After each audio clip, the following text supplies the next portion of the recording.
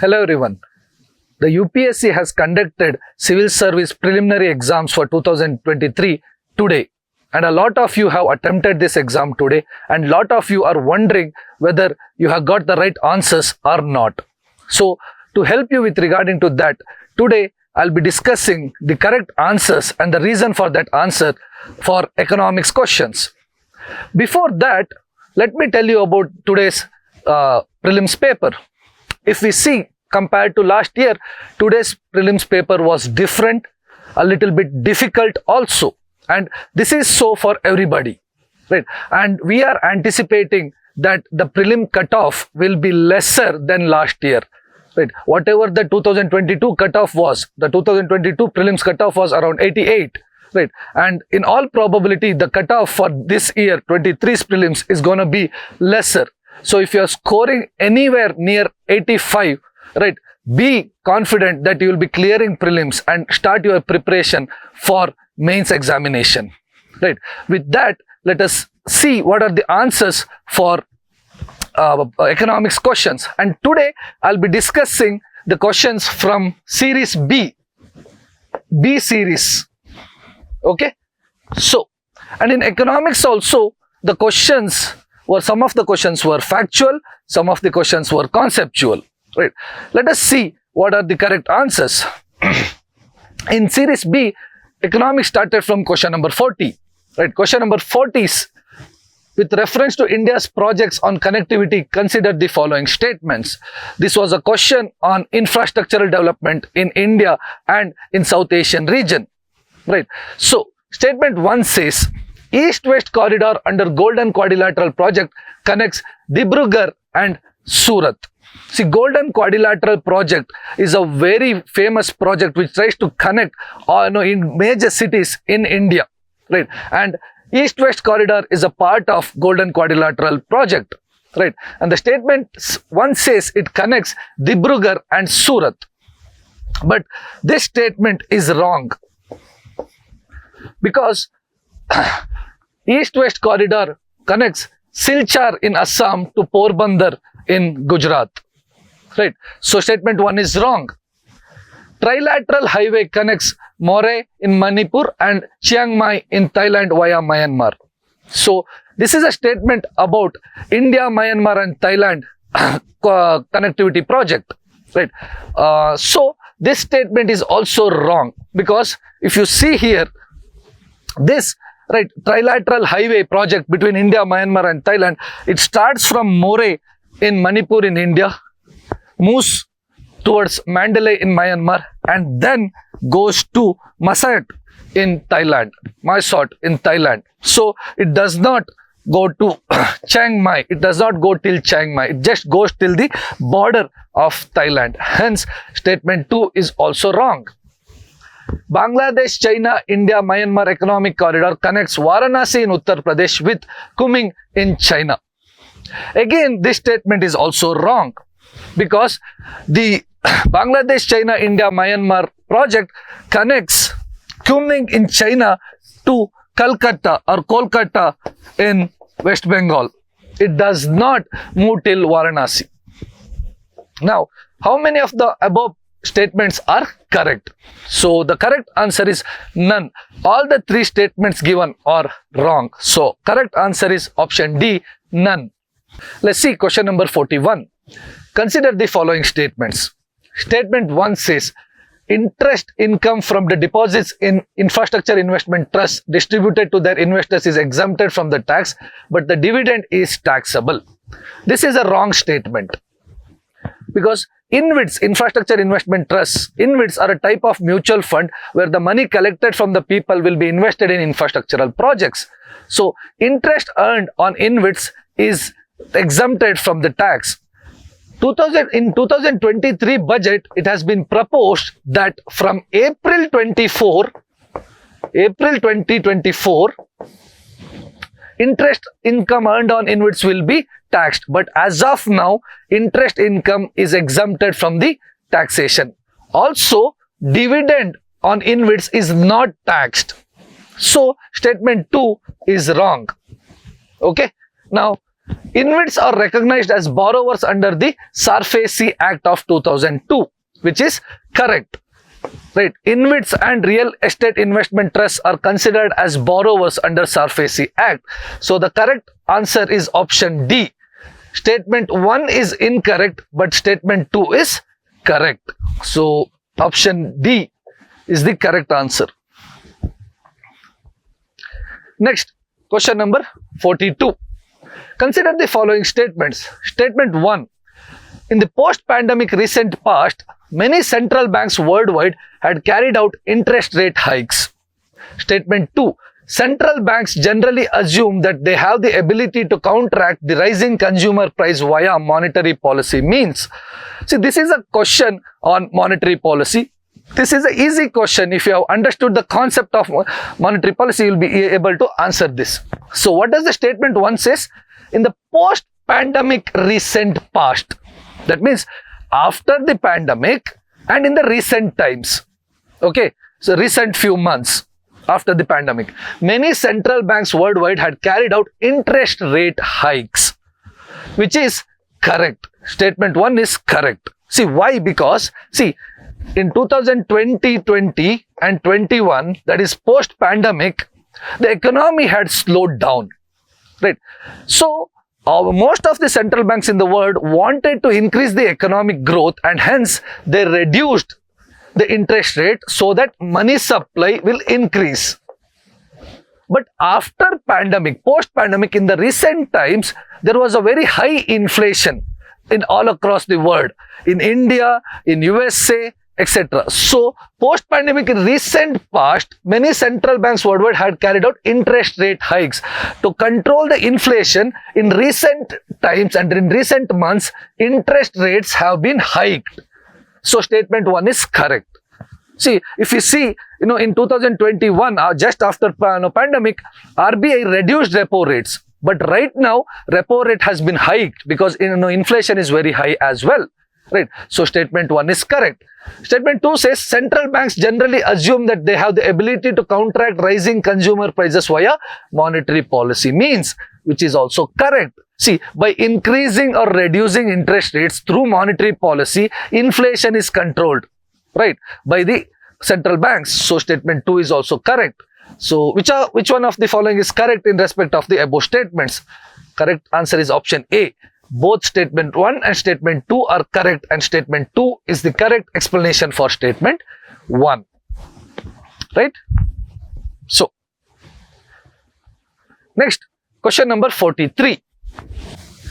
This is a question which is kind of economics as well as a little bit of related to environment. Okay. So, consider the following statements. Statement 1 says, carbon markets are likely to be one of the most widespread tools in the fight against climate change. So, look at this. It says carbon markets are likely to be. Likely to be means in future they might become one of the most widespread tools in the fight against climate change. Yes, likely, yes. Is it a possibility? Of course, it is a possibility. Likely they can become one of the most widespread tools. Right? So, it's a broad-ended statement. It is an open-ended statement. They are saying it is likely to become. Right? Hence, statement 1 is correct. See, carbon markets, where carbon credits are bought and sold. You might have studied this in Kyoto Protocol, carbon credits, etc. So, they are saying they are likely to become one of the most widespread tools in the fight against climate change. Likely is a possibility. So, yes, there is a possibility of that happening. Right. So, statement 1 is correct. Now, statement 2 says carbon markets transfer resources from the private sector to the state. Right. Which is wrong. Because in carbon market, carbon credit can be sold and purchased by private institutes among themselves or through by state and private among themselves. So, it is not necessary that resources are transferred from private sector to the state. So, statement 2 is wrong. Which of the following is correct in respect of the above statements? So, the correct answer is option C. Statement 1 is correct, but statement 2 is incorrect. Okay. Next, let's move on to question number 44. Right. Question number 44 is also a question on monetary policy. Right. Which one of the following activities of Reserve Bank of India is considered to be a part of sterilization? Right. So the answer is very simple. Option A. Sterilization is a part of open market operations. Open market operations, as we all know, is when RBI buys or sells government security to control the flow of money, supply of money. Right. So sterilization is nothing but when there is a lot of inflow of money into an economy, RBI issues market sterilization bonds to suck that money out of the market. Right. Hence, the answer is straightforward option A. Right. Sterilization is a part of open market operations. It is an easy question. Right. Next, let's move on to question number 45. Consider the following markets: government bond market, call money market, treasury bill market, and stock market. How many of the above are included in capital markets? See, financial market of any country is classified into two types. That is money market and capital market. Isn't it? Money market is a market for short duration funds. That is less than a year. Less than a year. And capital market are the market for funds for more than 1 year. Isn't it?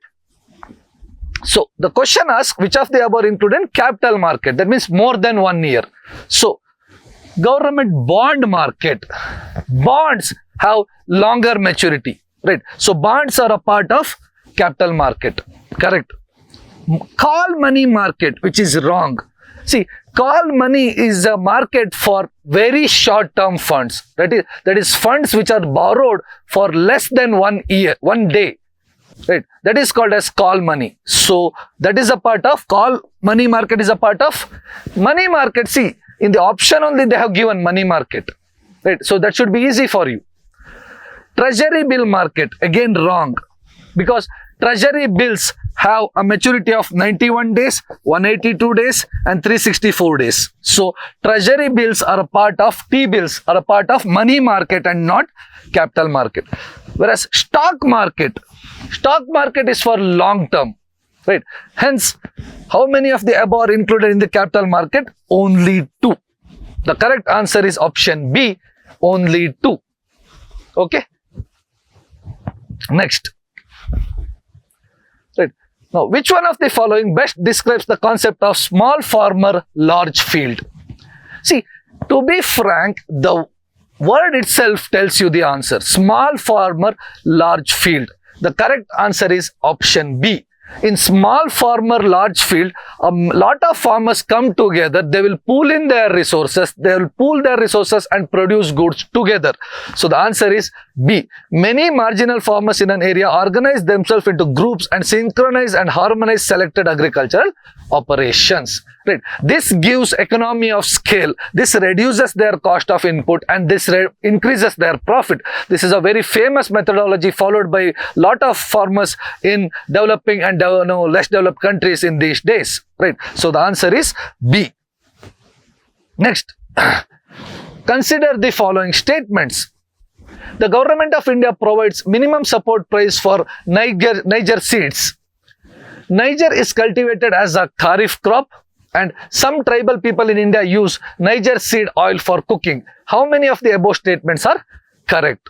If you had read newspaper, then you would have easily answered this. See, this is a question of economics as well as geography, human geography, agriculture, all that. Right. Now, yes, government provides MSP for Niger seeds. See, there are 22 agricultural crops for which MSP is announced before the sowing season. Right, and Niger seeds is one among them. It was in news because recently in Niger seeds, right, the government had increased the MSP. It had one of the highest percentage of increase in the MSP. Right, so statement 1 is correct. Niger is cultivated as a kharif crop, which is also correct. Right, and some tribal people in India use Niger seed oil for cooking. See, Niger seed is considered as lifeline of tribals in India. Right, it is used to make flour or atta out of it, right? And also it is used to make oil out of it. Right. So the question says some tribal people in India use Niger seed for oil cooking. Of course, there are tribal people who use it for to produce oil. So all the three statements are correct. How many of the above statements are correct? Correct answer is option C, all three. Okay. Next. Question number 48. Consider the investments in the following assets: brand recognition, inventory, intellectual property, mailing list of clients. How many of the above are considered as intangible investments? Right. So they are asking which of the given options are intangible. Intangible means which does not have a physicality as such. Right. That asset does not have a physicality as such. Right. Physical attributes are not much in intangible investments. Tangible investment is land, right, machinery, which has physicality. Right. Intangibles are non-physical investments. Which of the following are non-physical investments? So brand recognition, right? When you invest money, to spend money to increase the visibility of your brand, that's an investment, but that is an intangible investment. Right.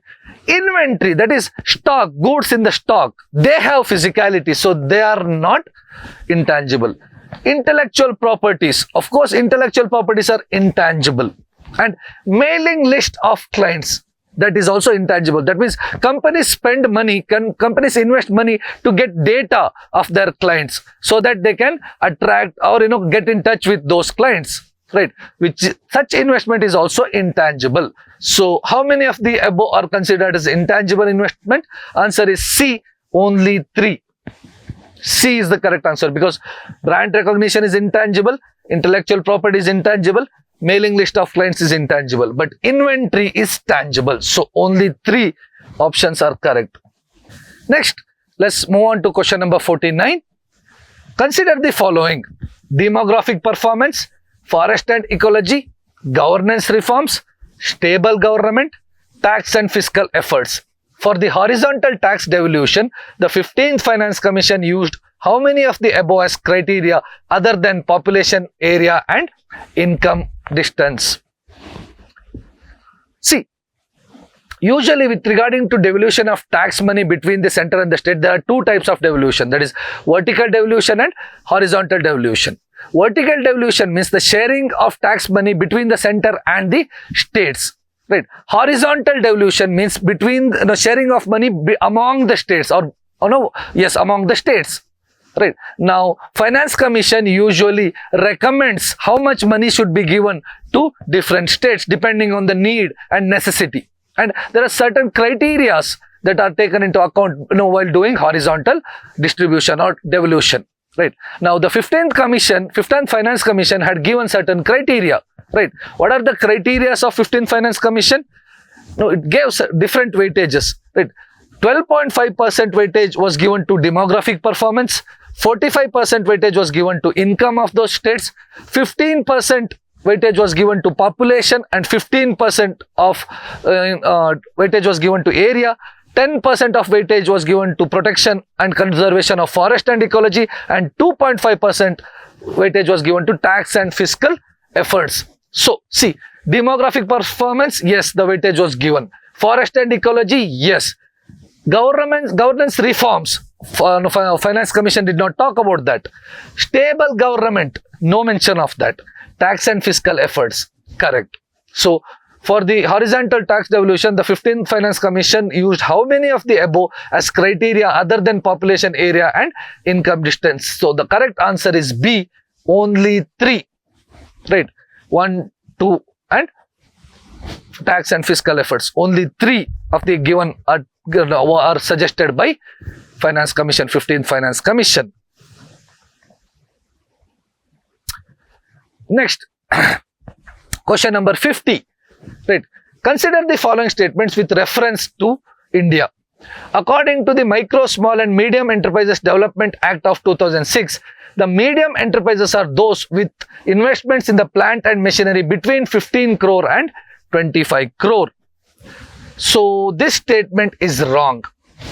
Guys, understand this. This question is specifically asking about MSME Act of 2006. See, the definition of MSMEs were changed in 2020, but this question is asking specifically about the MSME Act and the definition in 2006. So, according to the 2006 MSME Act, medium enterprises are those where investment is less than 10 crore rupees. Right? But the question says medium enterprises are those where investment is between 15 crore and 25 crore. Hence, statement 1 is wrong. Right? Because according to 2006 Act, to be considered as medium enterprises, the investment should be less than 10 crores. Right? So, statement 1 is wrong. All bank loans to the micro, small and medium enterprises qualify under the priority sector, which is correct. Right? We have all spoken about priority sector in our classes. We have dealt about priority sector, right? And priority sector and MSMEs comes under priority sector, right? In 2020, right, RBI came up with a circular saying that all the loans given to the MSME sectors will be considered as priority sector loans. Hence, statement 2 is correct. Which of the statements given above is our correct? Answer is B, 2 only. Correct answer is B, 2 only. Now let's move on to question number 92, because in series B, the next economic question is question number 92. With reference to the central bank digital currencies, consider the following statements. Statement 1 says, it is possible to make payments in digital currency without using US dollar or SWIFT system, which is correct. One of the advantages of digital currency is it does not need international platforms like SWIFT, or it does not need to use international currency as US dollars. So, statement 1 is correct. Right. Statement 2 says, a digital currency can be distributed with a condition programmed into it, such as a time frame for spending it. Right. Now, this is a confusing statement, but understand this. A digital currency can be distributed with a condition. That means, in the future that can be done, no? Right. This is a very open-ended statement. It can be. Right. Can they fix, can they make it in a way that, digital currency should be spent within this time limit? Can they do it in the future? Yes, it can be done. So, which of the statements given above are correct? So, the answer is C, both 1 and 2. Right. That is question number 92. Next, question number 93. In the context of finance, the term beta refers to. So, in finance, in option Greek, right, we come across various terms like alpha, beta, gamma, theta, etc. Right. Beta, right, talks about how one asset in share market behaves in response to the overall fall or rise in the share market. Right. So, the correct answer is option D. Right. A numeric value that measures the fluctuations of a stock to changes in the overall stock market. Right. That means, beta measures how one stock will perform in comparison to the overall rise or a fall in the stock market. So, the answer is D. Right. Next, 94. The self-help group, consider the following statements. The self-help group program was originally initiated by the State Bank of India by providing microcredit to the financially deprived. The answer is wrong. The statement is wrong. See, self-help group, the concept of self-help group was initially started by Bangladeshi Nobel Award winner Mohammad Yusuf. In India, it was introduced by an NGO called SEWA. But in 1992, NABARD initiated SHGs officially or formally. So, not SBI but NABARD. Right. In an SHG, all members of a group take responsibility for a loan that an individual member takes. Yes, SHGs work on the basis of cooperation between the members. In a SHG, the membership can be anywhere between 10 to 20, and all of them pool in money. Right, and all of them take the responsibilities of the functioning and operation of the SHGs. Hence, statement 2 is correct.